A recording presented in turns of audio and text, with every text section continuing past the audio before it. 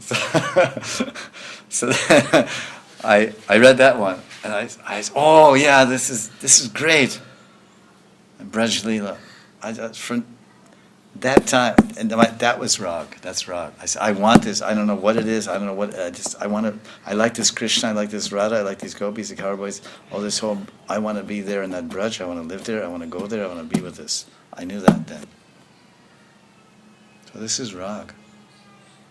Rupa Goswami says the same thing. When you see particular murtis, when you see some Rasalila drama, or you read some lilas about Krishna, Vrindavan, all the different Brijvasis and all the different rasas, and your heart reaches out. You're not spontaneous, but I think in one sense you can say, it's just your heart reaches out to Krishna in that loving mood of, it's called rati, stahi rati, and loving mood of a friend or a mother or a servant or a gopi, beloved, then that's where it starts.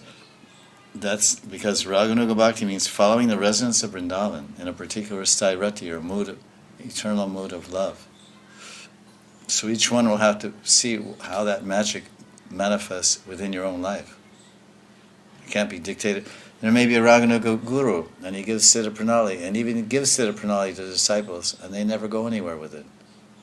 They have that great fortune from the guru, Siddha Pranali, but they don't have rag.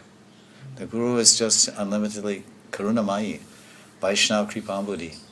Karunamayi Radharani.